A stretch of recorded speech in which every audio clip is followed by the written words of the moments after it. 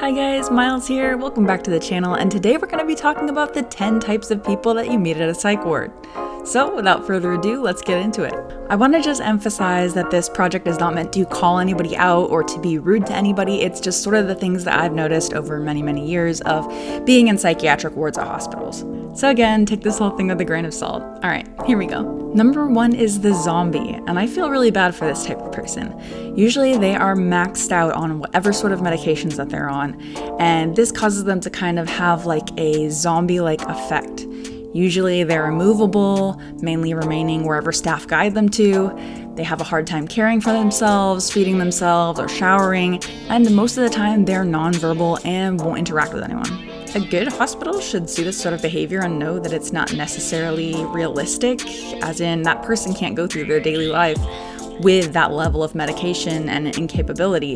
But because hospitals only care about managing patients, not often long-term outlooks, this is more than okay. Number 2, we have the busybody. This is the person that knows everyone's diagnoses and loves to talk about them. They have no problem asking why you're there or what happened to you, and they love to share information among patients, even if it's deeply personal. Usually they know how to eavesdrop, and they love to chat it up with staff and patients alike. This is the kind of person that will walk right up to you and start up a conversation even if you are giving clear signals you don't want to talk.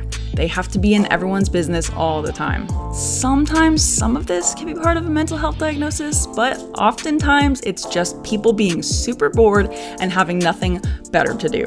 Number 3 is what I call the kiss up, and I'm saying this kind of like jokingly because this is that sort of patient that adores the staff. They'll call staff by either their first name or like cutesy pet names, and then they hang out at the nurse's station way longer than they should.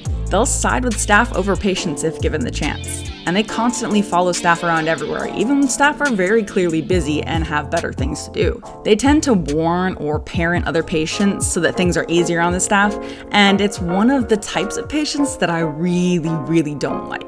Now, this is a personal thing for me, but most of the time, staff and I don't necessarily get along, right off the bat, so this kind of patient can be really frustrating for me. But on the bright side, I guess they keep staff entertained? I don't know. Or maybe they're just kind of a slightly lovable roadblock. Number 4 is the homeless, and at least in the last few wards I've been in, there are revolving door homeless patients who will basically just come to the hospital for a nice place to sleep and food, which are 2 very important things. They're normally brought in for saying something that they don't mean or for an undiagnosed mental health condition. A lot of times, if it's the latter, they can't afford proper care or medication, which is really sad. The unfortunate thing is that in my experience, they rarely shower and they usually will wear just the gown that's provided because their clothes will be taken away, and most of them don't have the energy or the willpower to go ask staff or bother staff for some clothes that have been left there or donated there for patients.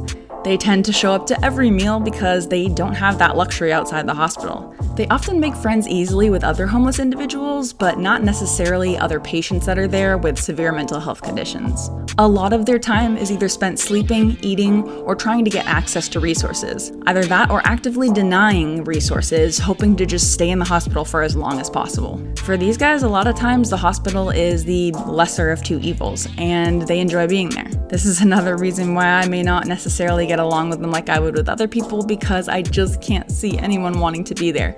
But I can understand that if you don't have housing, the hospital may seem like a feasible idea to get a good meal and a place to sleep that's safe, most of the time. Number 5, we have what I am lovingly and respectfully calling the adult child. They will absolutely throw a crazy tantrum if they don't get their way.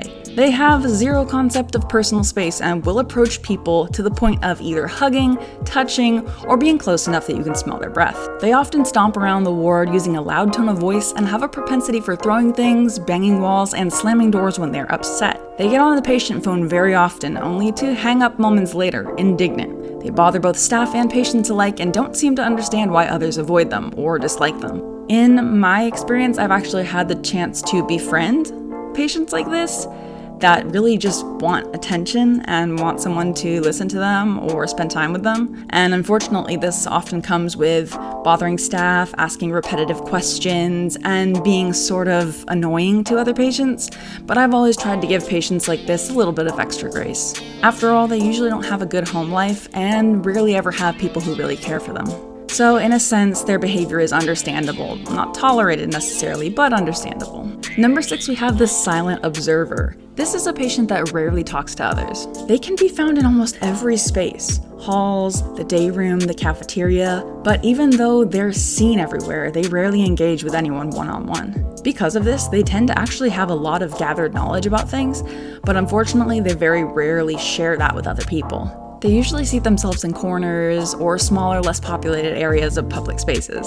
The great thing about them is they maintain personal care, hygiene, and eat meals, but they're rarely seen engaging in extracurricular ward activities. These people can actually be a wealth of knowledge because instead of talking all the time, they have their ears wide open and they listen to anything and everything. If you can manage to befriend them, you might have a leg up in understanding the ward better than you thought you did. In my experience, I have had the chance to be friends with the silent observer once or twice, and it was interesting how much they could tell me that I had no idea about, just because they'd been there for quite a while and they'd listened very intently. Number 7, we have, which once again, please don't be offended, but I'm calling this the "I only had one drink, I don't belong here" patient. Normally, they've been caught by police having one too many.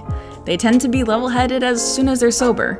They simply got caught in the wrong place at the wrong time, and their drinking was seen as self-harming behavior. They make friends with others their age pretty easily, but tend to be on the younger end, in my experience. Most of the time, these guys are generally confused as to why they're in the hospital with people who have diagnosed mental health conditions.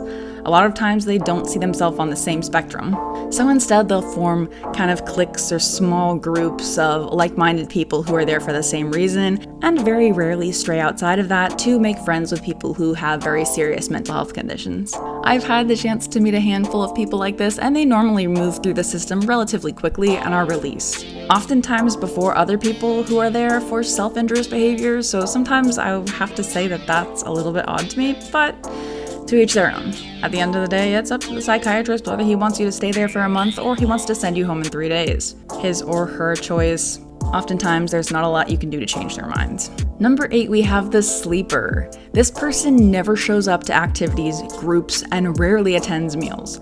They remain in their bed most of the day completely unresponsive. They will literally grunt or groan at staff and the attending psychiatrist when visited, and seldom make conversations with their roommates or other patients alike.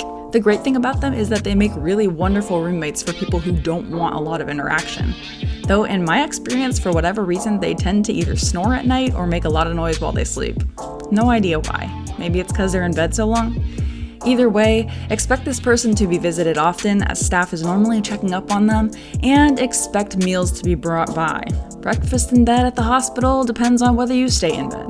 If the staff knows that you will get up to eat, they will encourage you to get up to eat, very rarely bringing meals to you unless you've missed too many. But with a sleeper, they already know the drill. So often, they will bring food by just to have the sleeper refuse. Number 9 is what I am affectionately calling the rager. This is the person who is super easily angered over small things. They put holes in the walls with their hands or their feet, they are aggressive towards staff and other patients, and they generally just make trouble wherever they go. They blow up at other patients and tend to end up in seclusion a lot. Most of the time, they're pretty heavily surveilled by staff as they wait for the next meltdown to occur and prepare for the fallout. They often make other patients annoyed or uneasy when they leave their ward rooms or come into public spaces like the cafeteria or the day room. And the interesting thing is they probably know the entire security staff on a first name basis.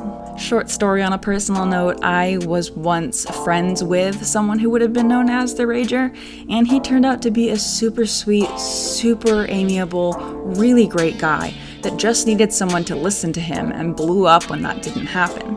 Now again, that's not the right response, but he would go and blow up, the staff would make it worse, and then I would come around the corner and say, "Hey man, what's going on?"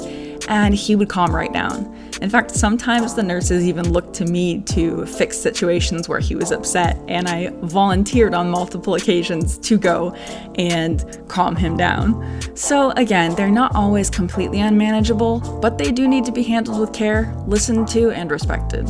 To finish this list off, I am using a term for number 10 called the double-sided coin.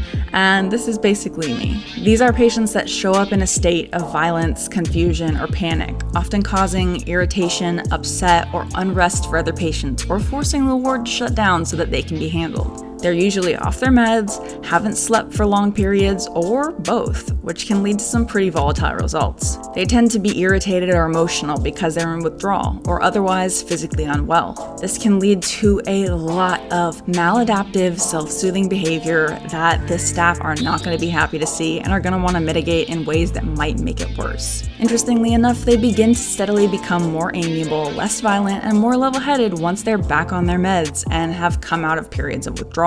They can be very pleasant if treated correctly and managed with attentiveness, so instead of writing them off right away, it's best to give them some space and time to come back to their senses and then introduce yourself. Remember, despite these titles, you never want to judge a book by its cover. You never know someone's story or what they've been going through, so I try to treat everyone with the kind of respect that I'd want to be treated with, and give them time and space to do whatever they need to do. If that means sleeping all day, if that means showing up for groups or avoiding groups, if that means socializing or avoiding everyone, it's all okay. We all have different journeys and different experiences, and when we show up in the ward, you can't tell in what part of that journey people are in. So again, offer everybody some extra grace. Thanks guys for making it to the end of this project. Is there a category that I might have missed? If so, let me know in the comments down below. And if I get enough, maybe I'll make a second list. Alright guys, as always, thank you so much for watching. I'll see you in the next video. I love you all and stay awesome. Bye!